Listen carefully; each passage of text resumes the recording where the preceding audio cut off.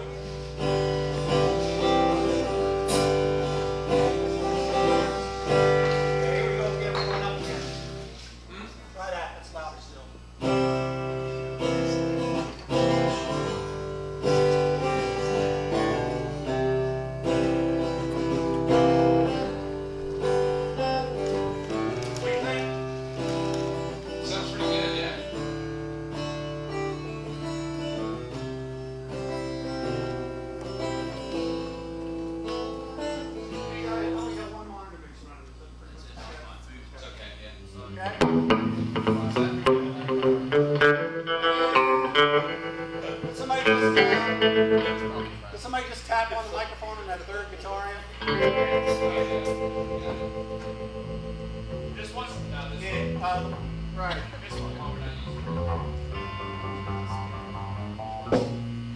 Got it.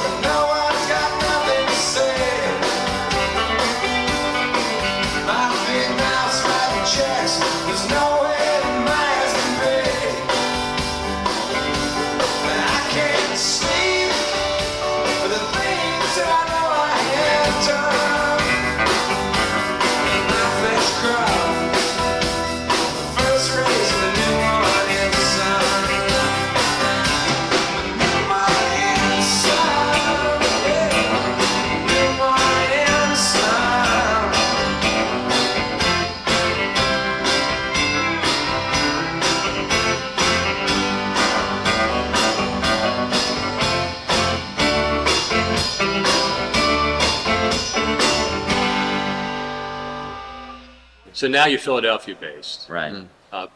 predominantly. Have been for Yeah, the last have been for 7 years, 7 years. Right. So 8 years. Almost 8. Yeah. November of '88, we moved there. Right. So in November of '88, that was 8 years ago. Okay, so you started a year or two before that, approximately, this band? A year. Yeah. 1 year. Yeah. So about 9 years. Yeah. Okay. Now where you've played like the West Coast, you played over in Europe. I was talking to you about playing Yeah. in Europe. Where do you have like pockets of places that really go crazy over you guys? Like, you know, We've had some good dates in some places. but nothing like no consistent area. I mean, I think you're in this area. You're fairly popular. A lot of my friends. And, Yeah, I guess so. I mean, there's some areas in the southeast where we did okay. yeah, I mean, it's an odd thing. Well, maybe it's not so odd. I don't know. You go down to North Carolina, South Carolina, Florida, Georgia, that area. We've done really well there, and we've done really well out in We did. out Well, out on in the the West- Minneapolis there, and Yeah, there are weird little pockets, but so you did well pretty much everywhere. hard to put your finger. Yeah, we on did it. great everywhere. Not everywhere. No, there's a lot of dead space in between. Well, But remember this the famous story about the Stones when they Yeah. first toured. They played for 5,000, then they played for 500. Right. And the same tour. It just depends Right. on where they knew. Right. Yeah, and it also depends. I mean, it depends on so many things. It depends on what type of town it is, and Well, that's all the way down to how good your record label is at exploiting you. And who they mugging stuck you with, too. Yeah, who you're I mean, playing Yeah, with. it, Not only have we Is played it in a bunch of July different or- places, but we played with a bunch of different kinds of bands. Yeah, From you name it. From the butthole surfers to Norwegian folk dancers. yeah. but Literally, that's Literally. it's run that gamut. It was like a puppet show and Spinal Tap situation, you know. It was like we were And we were the puppet show. Is that- 7-year-old Norwegian folk dancers. In traditional costume, Yeah. dancing before we went With on a record. stage. they were the main act, or they were. No, we were the main act. I mean, we were the main act. Well, But that's the way It was we at The a opening wine act was festival. Dancers. It was the at a opening wine act was festival. Norwegian. It was another record company misadventure. This would be a really good thing for you to In do. Ollie, North Country. And it went from that to like Royal. Chiba Madness with the Butthole Surfers in Yeah, it's like, Philadelphia. it was like, here, have some of this. Yeah, Talk about it's that. like that's a strange combination. Both those combinations. Yeah, are strange. very strange. Who did you play with that was appropriate? So anybody? that you felt, was a good audience for you guys? No one. Now, The Beat we played with Farmers a lot of- audience kind of. Yeah, we did. We did when we were on. We did a tour out to the West Coast and back, and part of that Shows tour with the out in Farmers. Colorado and New Mexico, we did like 6 or 7 shows with the Beat Farmers, and it worked really well. Like, not only did we get along great, but Yeah. it Their just audience was great. yeah, their audience was great to It us. seems like a similar kind of music. Yeah. Tailgaters sings pretty good shows. Tailgate. Yeah, playing with the Tailgaters was always good. And Any band that was loud enough, pretty much. Yeah. Oh, Now Then again, we've also played with every shade of rockabilly band that you could imagine. Yeah. I and mean, you guys aren't really rockabilly. not in the slightest. That's- but, yeah. you know, tell that to club Roots, owners. roots rock. Yeah. Yeah. I mean. I mean, Tailgaters are much more rock. They're rockabilly. Well, Yeah. Well, they're loud though. They're yeah. Oh yeah, oh yeah, trashy. Call it swamp rock. Call it what you yeah, want. yeah. Okay, yeah. Swamp. I mean, that's better. when we first started out, a lot of the songs were maybe influenced by a little like manic, frantic sort of psychobilly, if anything. But it was never a direct influence. It was never a direct. We were never trying to set our delay pedals so to have the perfect slap. Right. Right. It was just a cool kind of old-fashioned punk rock music that was Yeah. a good influence. Just the same way country or blues or Garage rock or the whatever. Stooges was a good influence. And so, Yeah. but we would get lumped into it, and we've played with, give us a rockabilly band, we'll put a name to them, we know all the names. That was a long time shaking that. Like, we would be Roots Billy. Yeah, Or I mean, Garage is We could've- Stones Billy. Just the Billy. yeah, we could have been Oh, sacrificing no matter what you babies on stage, and they would have Yeah. called us death metal. metal, Yeah. Satan death Portion metal of Billy. Yeah, it's just a really lazy writer construct. Well, they always need the label, Yeah, and absolutely. if something's more popular in a given moment, they'll try to somehow pigeonhole you in that Yeah, direction. they always have to do that. It's a real writer's cop out. Cause if I could have her back, I'd quit this bullshit act, never see your face again. You can't sit around and talk about me, convince yourself of who I am. But I've already done, forgot about you. You never even fit my plan. I fit my plans. And I fit my plan. I fit my plan.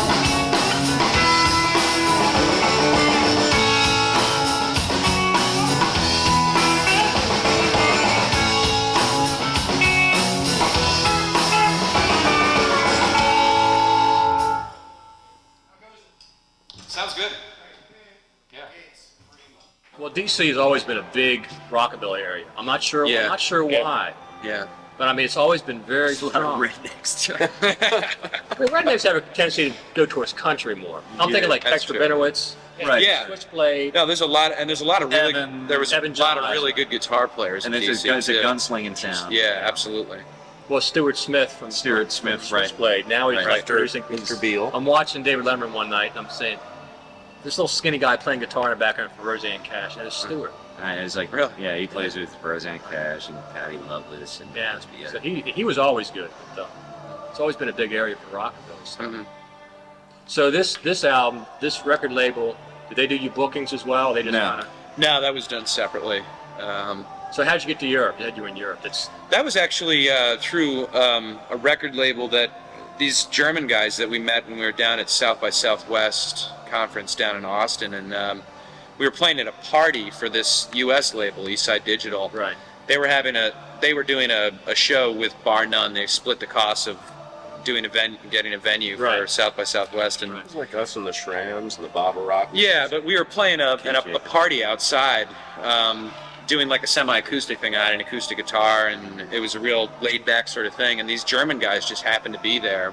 I guess they're fans of American music. And they also had contact with Eastside before. yeah, they knew Eastside's roster and stuff, and they saw the acoustic thing, and they really liked it, and that's what led to this record, because they wanted us to do something exactly like what they saw us do that day out on the porch. When And we they told them that's not really our usual thing. It was done 2-track. It was done just To like dat? 2-track, yeah. Dad or grand To, low? to dat, yeah. It was cheaper to do that. Yeah, it That was was a lot cheaper to do that. Basically, the only reason why we used that. Yeah, much yeah. cheaper. Not much the more. dad It is costs more, you cheaper know, than tape. $30 Oh, you're that right. thing, or Yeah, reel the of tape. $12 for a 22 or $12. $25 for a a quarter-inch reel. yeah, you Right, can only get right. 15. You know, depending on what speed you're running at, you can only get 15 minutes of sound. Right. Yeah, Right. that's right. If you run 30 inches per second, that's correct. So that was the way. Well, but like the Trinity sessions was recorded Right. direct Right. Right, exactly. with one or two microphones Yeah. and But we had microphones. Oh yeah, we had all kinds of. We had mics, we just didn't do a multi-track. Yeah. Right. Yeah, basically. And it what wasn't was what is they like expected either. The engineer sits. You run it down, and the engineer, Roscoe in this case, mixes it on the fly. Like you take a pass at the song, and he knows what fader moves to make, and then by the second or third time you do it, he's got all the fader moves. Yeah, down. he's doing it like with his elbow too over here. Yeah, we no automation, no automatic Yeah. mixes. Well, that's the way George Martin did the early Beatles. Right. Yeah, You've seen the yeah, Fleetwood he's- album, running over version and version. That's why I have all these anthology records now. 'Cause Right, they have with like all these 20 lost versions of versions, it. yeah. Lost, heck, they've had them all this time. Yeah, yeah.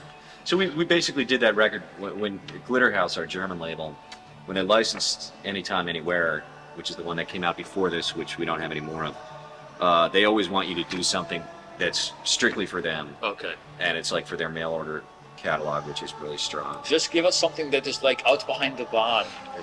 Out behind the bar. Is that what they said? Yeah. Are they on that label? No. no. They, Oh, you don't mean the band. They're just Yeah. the sound like sound. Sound. You are sucking now. Why? Is that the way they really talk to you? No, we're just kidding. We went punchy with people when we were They're over pretty there. good. They're pretty good guys. Well, I was in France for a while with the guy that wrote "Smoking in the Boys' Room." Oh, Cub Coda. Cub Oh, Coda. yeah. He had a deal with the label over there, Uh-huh. and I had to be on the same label at the point. And we were over in France. It was like that though. They talked. You are Ah, sucking and- now. endlessly. Why? This song is crap. Others so good. You are sucking now. They're very forward about what they like Yeah. and don't like about your music. Yeah. Whereas people in America, and in a way it's kind of refreshing. A lot of times people in America, it's just like, hey man, great set, whether they liked it or not. And you don't know whether they even listened, Oh yeah. And people over there are like, well, I like this song and this song, but this song is complete crap. What happened? Who wrote this song? And it's just They're telling you sorry, this. They man. bought a T-shirt. They've got a fistful of your CDs. They paid the equivalent of $20 to come in. To get in. But And then they tell you they don't like you. they tell you just straight up, this is good, this is good. This sucks. What were you thinking? No, the people would come in before we even played and say, and we'd have all our merchandise out, on the table, on the merch table, our records. And there'd be 4 discs across, and someone come in and say, 'Cause that's your gravy over there, is selling your merchandise. Yeah, We weren't making money off the they shows. walk in and you say like, hello, do you know anything about these records? They say, yes, I have them all. And then they pick up one and they say like, but I think this one is really bad. But they're not trying to piss you off. They're not trying to piss you off. They're just telling you what being they honest. think. It's transatlantic. Yeah, translation. absolutely, Yeah. absolutely. They're blunt. Really fun. They're very blunt. Yeah. So what And do you say when they say that? Like Just say, I remember say, World well, War that's II. okay. you say, That's okay, well, you're entitled to your That's opinion. great, yeah. Down from the granite hills, headed out for a relay station where the rebels had us sit. Microwaves bouncing away from town to town. Satellites and signals flash, thinks it's going down.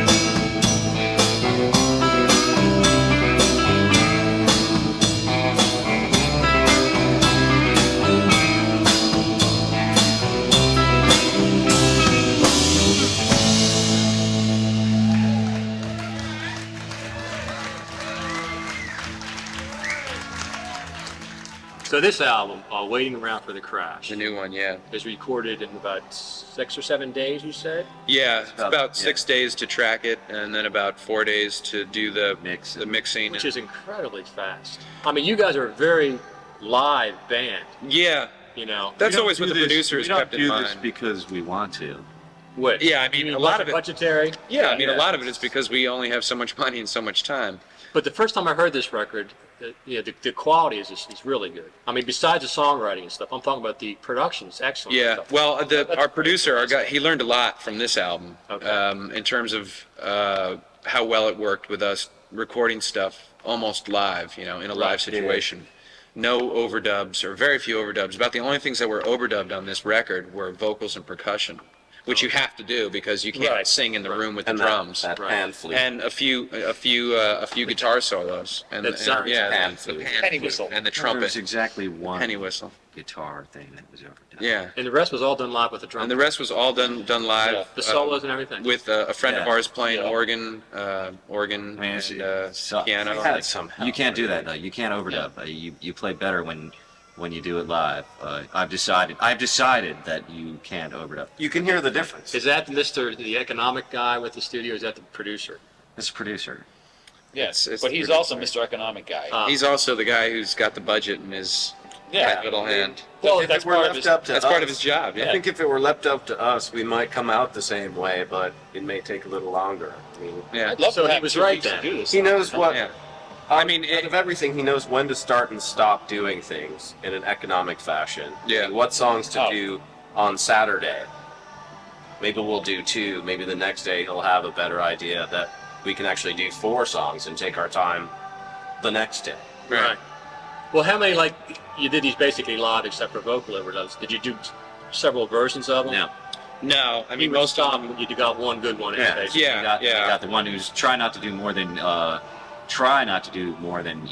4 takes of 4 a song. takes of a song anyway, because by that, once you get into doing it over and over again, it starts to really Yeah, once start you to do pick that, your own brain and start song to is cooked. become. And the sound changes. Yeah, Well, the attitude sound delivery. changes. That's true.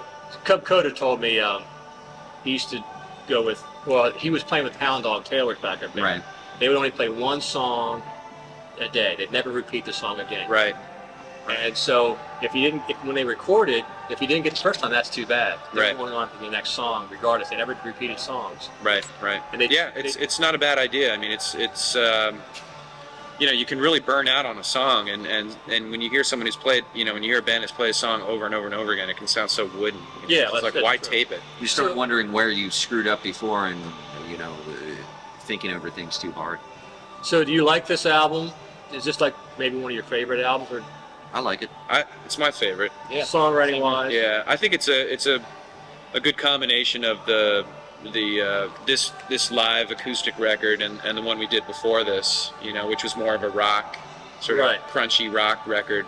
It's sort of a combination of the two things in a way. Speaking of crunchy rock, I saw you. I don't think it was the first time I saw you here at Roots Cafe. Uh-huh. Covered "My Obsession" off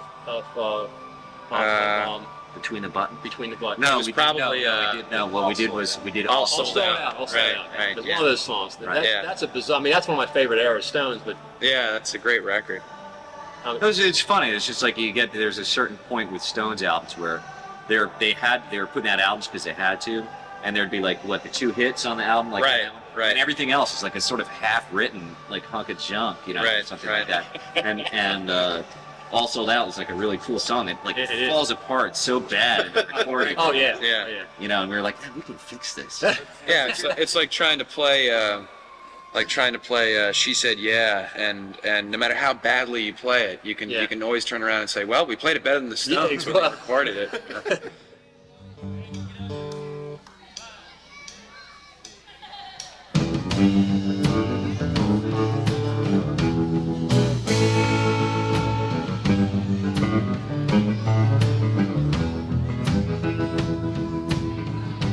Tell feels like it's made out of glass, like you can shatter and touch. It counts his money and rolls his eyes. You didn't know he had that much.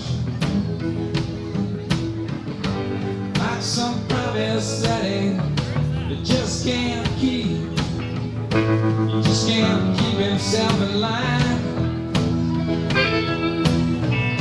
And now he's sitting in that old hotel, like he's waiting for a sign.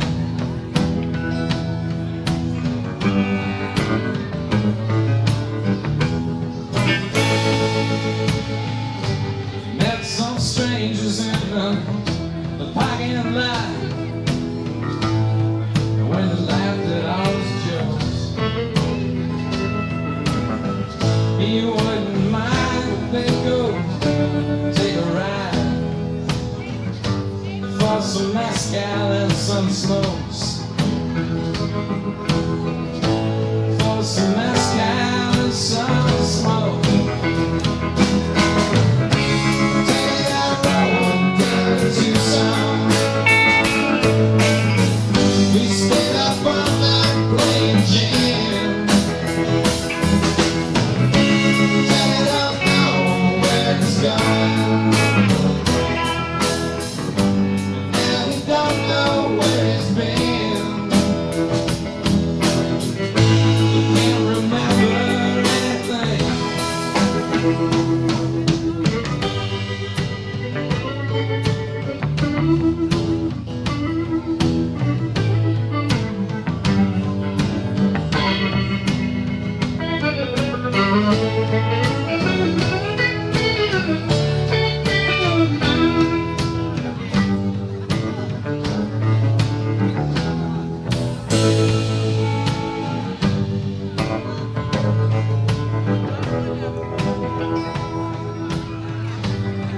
In a pickup on the airport road, he sees a dead dog in the street. Concrete and neon and the windows painted black. And he strolls in and takes a seat.